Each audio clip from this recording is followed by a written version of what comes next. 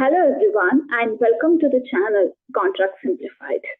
It's me Advocate Kritika here and today I'll be walking you through the concept of novation contracts. So let us start. To start with, what is novation contracts? Novation contract is the act of consensual replacement of legitimate existing contract with a new contract, and the replacement is mutually agreed by all the parties concerned. So in simple terms, it means replacement, where you are replacing the existing contract with a new one. Now the question is, why will you have to do that? It will terminate the existing contract but helps in the easy transfer of rights and liabilities. In case of change of ownership, it avoids for duplication of work, facilitating for easy and good transfer of business. It requires consent of all the parties. Therefore, it is in the good interest of all the three parties. Now, when will you do it?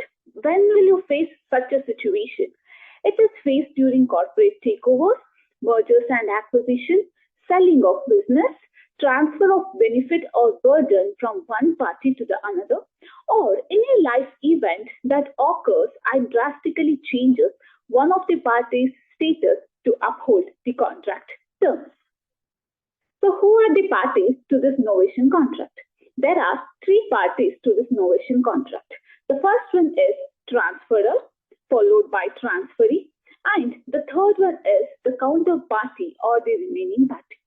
The consent of all the three parties are very much important, and all of these three parties will be affixing their signatures in the novation contract. So how do we novate? The first one is right to novate. The first thing that you have to check is whether the right to novate is specifically mentioned in the master document. That is, there should not be no clauses prohibiting or restricting novation to the parent document.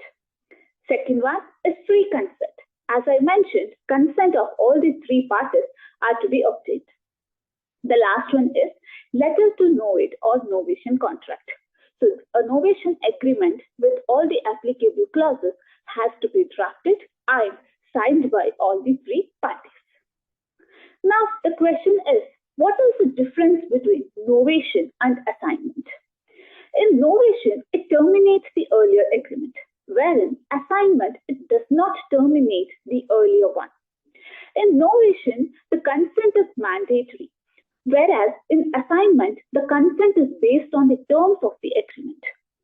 In novation, there is complete transfer of rights and obligations, wherein in assignment, there is partial transfer of rights and obligations.